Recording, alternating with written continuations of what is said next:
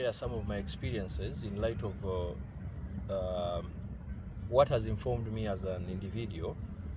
I will be quick to add that life has not been smooth, but I can say I'm excited in a sense that the hurdles and the challenges that I've gone through have kind of given me a direction, in a sense that not everything I may have hoped uh, that has become of me.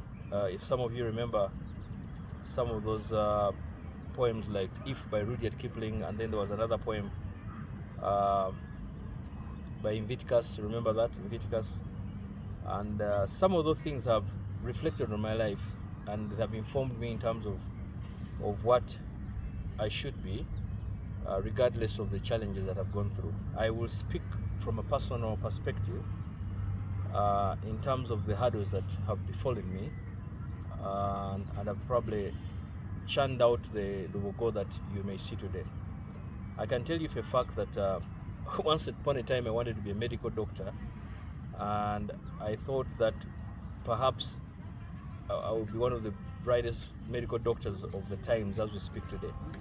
But little did I know that the Lord perhaps had something better in a way, because Jeremiah 29:11 says that, "For I alone has or knows the plans that I have for you, plans to prosper you and not to harm you, plans to bring about a future that you hope for." And so that really informed itself on me way back when I had just finished a little bit of school in terms of my senior six first attempt at Busoga College Mwiri.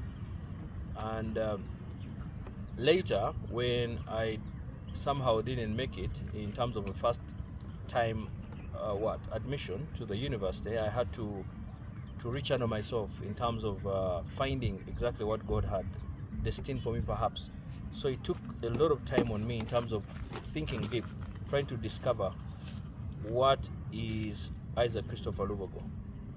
And somehow I had a very caring mother, the late Margaret Mugeni, my wonderful mother, rest in peace, that told me, wait a minute, Isaac, I have always told you that you had this thing in you, the idea of law in you. Yes. Because many of the people, including the relatives that had gone ahead of us, were probably lawyers, the likes of Justice David Livingstone Lubogo, who was perhaps the first advocate in probably Eastern Central in a way.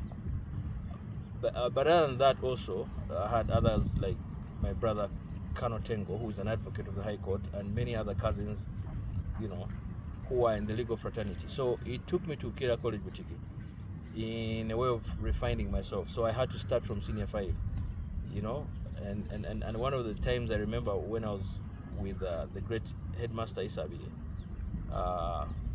rest in peace,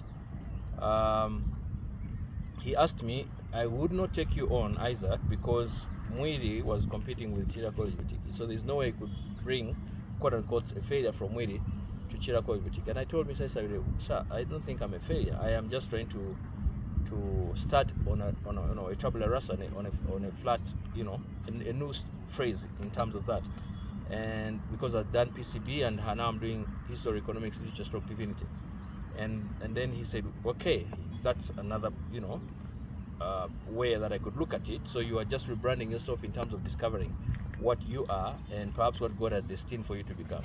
And that's where I started. I was there and the Lord was gracious to me, and I excelled in every way possible in terms of almost everything. Because I remember on the prize giving ceremony, I walked out with about 10 best, and the second person almost got 2. So it was the grace of God, I remember. And that's how I find myself in terms of now the arts, which I dropped a long time ago in Namasagali Senior 2 perhaps, because we wanted to brand ourselves with these bright kids who are going to be scientists, and the likes of the Wagabonos who are always number 1 in class. And so those are the people who were contextualizing or perhaps brushing shoulders with in terms of my formation as a young man. Mwiri branded me in a sense that it it opened my eyes to the incredible, wonderful, extremely brilliant individuals like of Dr. Nicholas Lubogo, who told me one time that he doesn't remember being second in his entire life. Imagine, he has never remembered being second. Now he was always number one, and you know, the likes of the Ngoms and all of them, excellent medical doctors around the diaspora. And Chira College, on the other hand, fathomed me to that kind of humility. You know, the likes of Tony Kaluba, who imposed themselves on me, Ishiko Arthur, you know, Ivan Nkono and the likes, and many others. You know, the likes of Benon Chigeni, you can name them. So eventually I find myself in the law, but also in the struggle of the law, because we were faced with this other challenge. We are having a situation where almost every corner you probably find a lawyer somewhere. And so the question now no longer becoming you becoming a lawyer per se, but you becoming the lawyer. And although the Lord again was with me in a sense that I was able to find myself to some of the most brilliant schools after graduating summa cum laude to Uganda Christian University. I find myself, you know, at LDC, of course, being the first non-Macarian guild president in terms of that particular phase of my life. I find myself with the most reputable firm in probably East and Central Africa, Canada Sempewa, and of course on basically merit. And so I thought perhaps I would be now the advocate of the world, you know. Little did I know that there was a channel part of my life that kind of translated me into something different. Now I found myself zooming into the academia, you know, after going to Makerere, doing the, you know, the LLM and graduating, of course, and then of course now the PhDs, you know, that are coming into play in terms of LLD, Doctor of Laws. But I wasn't able to find my niche in court, you know, day-to-day court, in spite of having a very good start representing the likes of Bobby Wine, you know, name them, at that point when they were in the music part, you know, mostly of their life. But then also the hunger in me, the hunger of discovering, finding out that, listen, I will move according to the grace of God, yes, but also I will believe that nothing is impossible for me to do. So that was something that guided my life all along. So it gave me the resilience and the tenacity to dig within myself and keep going. And now when I get into the academia, I find myself in different law schools, you know, Uganda Christian University, Islamic University in Uganda, in Kumba University, IPSK and the likes. I mean, the Lord has been gracious in terms of all those. And it has given me the mandate to be able to again discover another part of me that again was seen by my mother at a later time, you know, because one time she told me, you have the gift of crafting and coming up with words. And that helped me to discover myself in terms of the writing, the blending of words. And then I remembered, because even when I was in Namasagali, I could do the self-composed poetry other than the, you know, traditional poetry that most people would go for. And then even in Mswako Mwiri, I could do the poet, you know, and then the writing, and then in Chirako Ibitike. I mean, I was excelled in those arenas. And even in university, when I was, you know, doing the Ligam Bacarius, I was able to you know, to be writing and moving masses in terms of the oratory. But of course, I get my inspiration from the likes of Dr. Martin Luther King Jr. and the likes of Louis Farrakhan, the likes of Dr. Khalid Mohammed, the likes of Barack Obama. You know, you could say the likes of Dr. Nawiso. You could say the likes of Dr. Milton Obote.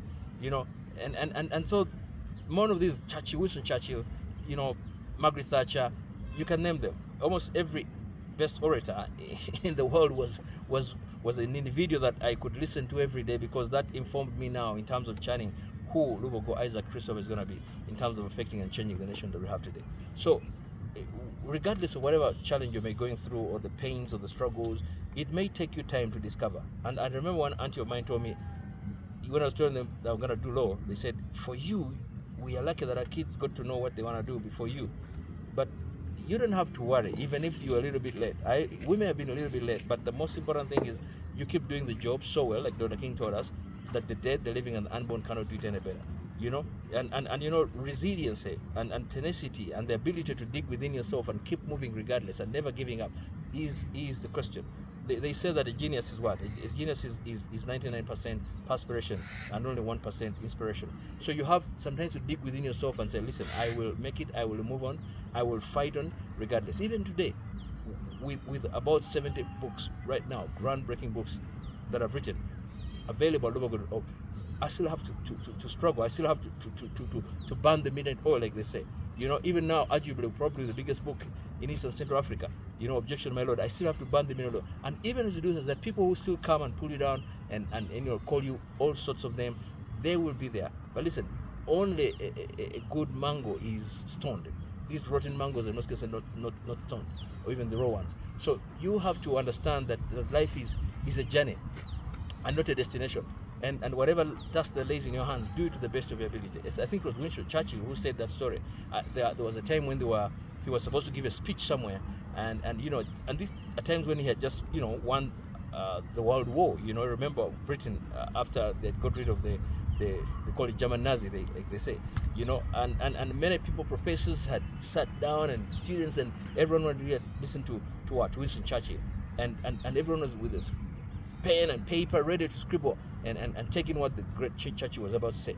And he said, ladies and gentlemen, never give up. And he sat down. But it has gone down in history that those 3 words mean a lot. Whatever task in your heart, I want to encourage you that never to give up.